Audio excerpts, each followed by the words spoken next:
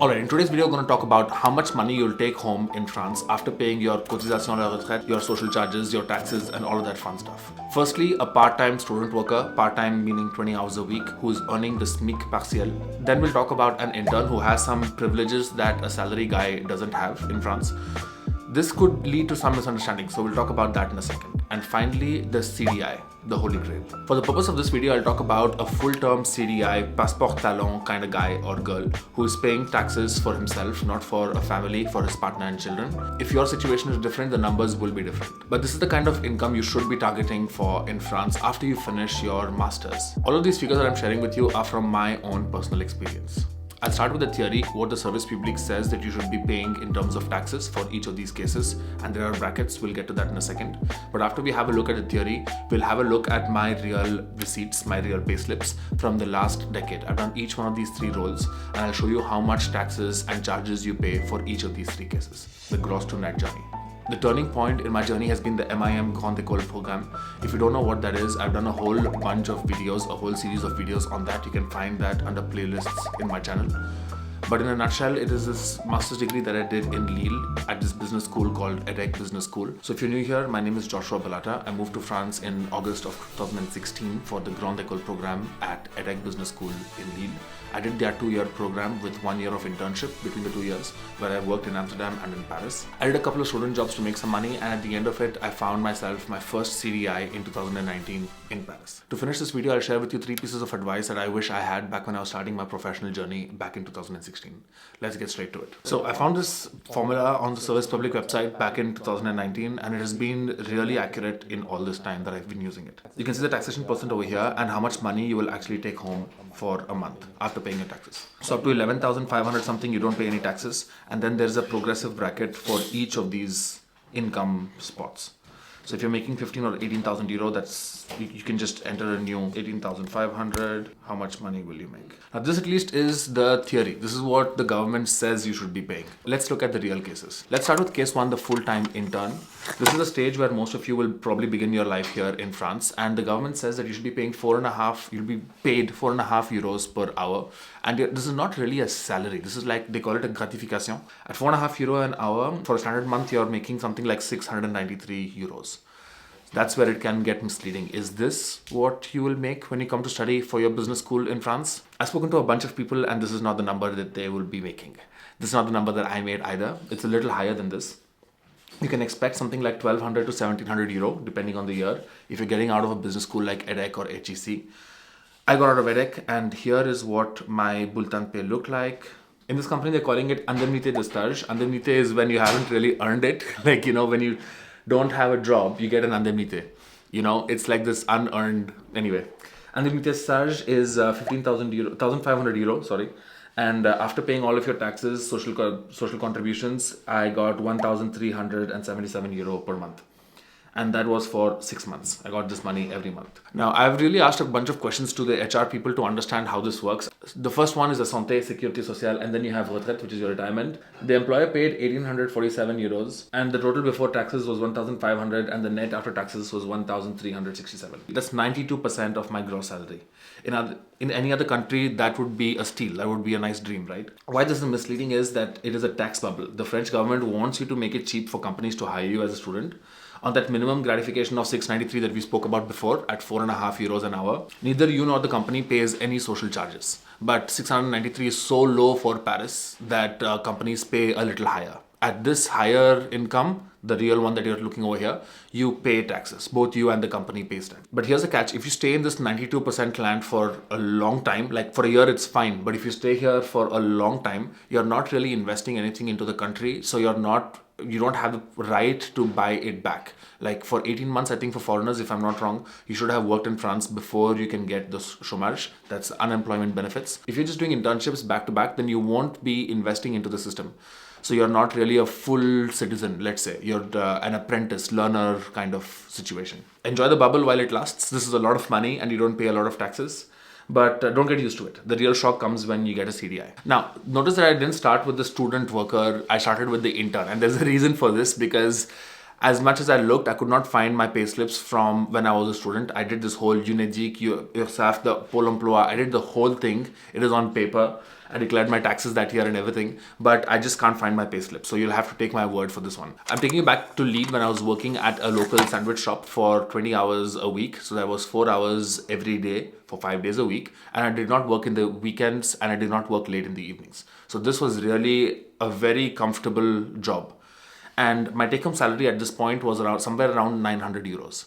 My rent at that point for a house sharing in Lille, I was staying in Roubaix, was 450 euro. And then I moved to another place where it was 300 euro. 300 euros rent versus 900 euro income for only working for 4 hours was really excellent. The amount of money you make per hour is really high.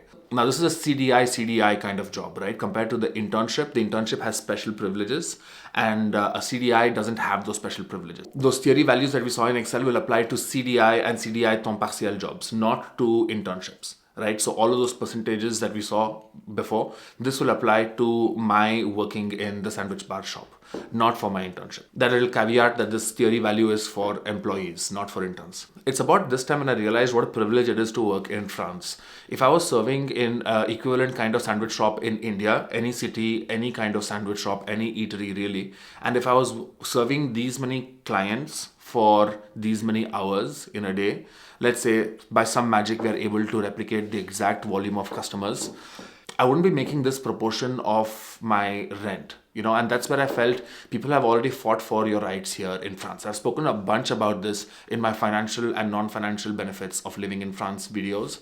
People have worked for your rights to so much that employees do take a good, respectable, dignified amount of salary back home relative to back home in India, where the owner would take the lion's share of money. So starting a business in India is a great idea. You'd make a lot of money, but being an employee in a sandwich shop, not so much. But here as a student, if you're working in a sandwich shop, the amount of money you'll make is quite respectably high. It's dignified. You can pay your rent. You can buy yourself good food. You can pay for your gym membership. You can keep healthy by not spending 8 or 9 hours plus 2 hours of traveling per day. And I've seen blue-collared workers sit down and take a coffee in the evening in a terrace. I have not seen this in India, So the difference between the really rich and the really poor in India, I think, is a little more staggering when I compare it to here in France. I still have a lot of privilege. I'm conscious about that. But before I had my first CDI job, I already was able to get this kind of dignity. I probably got picked because I came from a good school. I don't know. There's privilege everywhere. One really excellent thing that I enjoyed from working over here was having 4 or 5 people speak to you at the same time in French. Having this almost every morning and feeling so stupid and incapable, I did not want to go to work. It was not a good experience because I did not understand what they were saying. They were all speaking in French. In this restauration business, people are really stressed. And they yell, they scream, they talk loudly, and they talk over each other, 4 or 5 people talking to you, and they expect you to understand. This was really like a baptism from fire because at the end of it, I was able to understand French when 4 or 5 people are talking to me at the same time. I'm able to tune into one person or tune into another, ask confident questions. Yeah, this was a very, very rewarding experience for me. But yeah, I'm sorry, I don't have any of these payslips. You'll have to take my word for it. It was somewhere around 900 euros and change that I made per month. I actually saved up so much money during my work over here. So for my move to Paris, I had this money that I could use because I was paid well for those only 4 hours of work. Finally, let's get to the holy grail, the goal, the case number 3, the full-time CDI situation. This is what everybody is aiming for. This is what I was aiming for. This is what I paid my school for this job. This was the focus. To qualify for the Passeport Talent, the Elite visa in 2026, the government actually pulled down the threshold to 39,582 per year. Back in the day, it was 44,000 euros per year. And this is good news for you because you stand better of a chance to negotiate because it's a little more attainable to get this versus 44,000 today.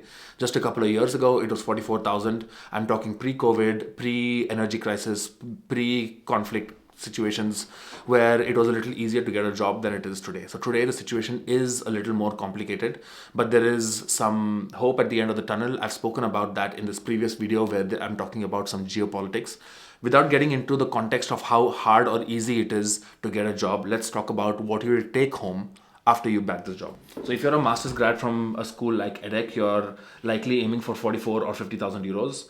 If you have this Passeport Talent carte bleue, it is up to 60,059 and change. All right, this is my bulletin pay from my first CDI at Larsen & Toubro Infotech. My monthly gross salary was 3,270. It says up there in APE. And the social hit, this is really the biggest one, where I paid 829 euros for social security. So from the 3,700 euros I earned that month, I paid 829 euros in social security. And the net before taxes was 2,800. So you take this 2,800 euros home? Not really. Percentage over here is quite low, 9.9%. And I think at the end of the year, I still paid back some more taxes. So they have this tax declaration. 9.9 is low. I should have increased it back in this month. I'm sure I paid more than this in taxes. So my take home salary that year was 2516 euro.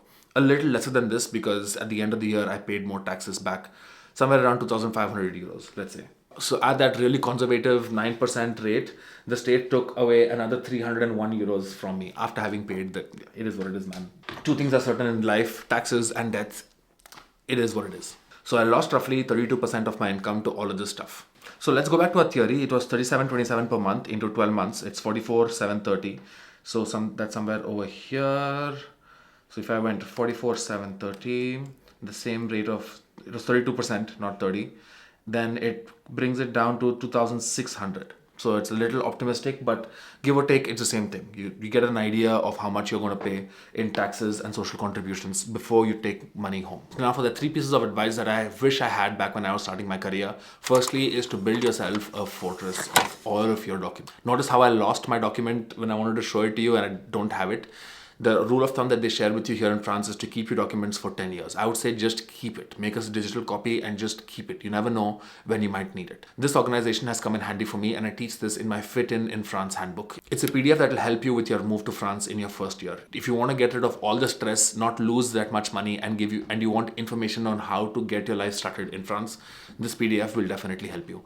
And this organization, I've actually replicated it 3 times. It's once on my NAS, it's once on iCloud and a 3rd time on my Google Cloud. It's also always downloaded on my phone and my computer, so anytime I need any document, it's always available, always accessible. My first piece of advice would be all your quittances de loyer, all your bulletin pay, all your everything that comes to papers that you've ever signed for your insurances, the 3-4 insurances that you will buy in the first year, everything that you will sign, keep a copy of it. It might come in handy later on. The second piece of advice that I'd like to give you is declare your taxes the moment you move to France. I wish somebody shared this with me. Unfortunately, nobody did, but I'd like to give you this piece of advice. Even if you're paying 0 tax in the first year, get yourself that numéro fiscal and get yourself registered in France and pay your taxes. Now, each of these government bodies are not connected. They have this thing called France Connect, which gives you an ID that works all across the places, but their databases are completely different. What you have on Amélie is different from what you have in your impôt.gouv.fr and which is different from your retraite services, you know.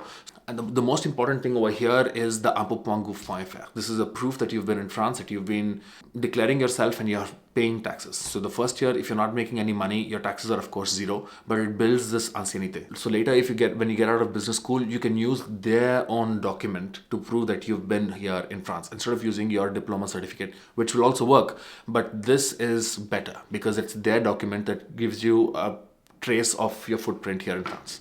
And the third piece of advice I'd like to give you is talk about money with people who are comfortable to talk to you about money. Like, it's a taboo subject that we don't want to talk about how much money do you make, how much money do I make, how much money can one make, what kind of investments can one do. These kinds of things are difficult to talk about. But once you've built some kind of trust with people, you should be getting comfortable to talk about money because you leave so much money on the table. If you don't know what's exactly happening, you might be getting underpaid. You might need to negotiate better, or you might just need to use your money better. This is something that I avoided for a good long time after I moved to France. And then I spoke to some of my seniors, not asking them for their salary directly, but average figures. After working for 5 years, what should one expect? Is it something like 20,000 euros, something like 50,000 euros, 80,000 euros or 120,000 euros? You don't know. If you ask them for average numbers, they'll give you a fourchette. They'll give you a bracket. Like, it should be somewhere between X and Y. And this is helpful because it gives you an idea of how much you can earn. Back when I negotiated my salary to get into L'Oreal, I must tell you that I underballed myself. I asked for a certain amount of money, which I thought was right. But L'Oreal ended up paying me more than that because that's what they wanted to pay for my seniority at that point. When I was discussing this with the senior at work, they were saying, yeah, you're worth more than what you thought you were worth. and this kind of knowledge would have really helped me back in the day. It definitely helps me now. So when it comes to talking about money, of course, not everybody all the time, but when it's appropriate and you trust somebody, don't hesitate to talk about money. If this video was helpful for you, I'm sure you'll enjoy this video where I speak about negotiating my first salary when I got my first CDI in France. Stay tuned for my video next week where I talk about growing within a company and negotiating your salary rise within a company. If that's interesting to you, definitely hit the bell and so you'll be notified when the video is out. Thank you so much for tuning into this one. Check this video out. I'll see you in the next one. Take care of yourself and keep learning.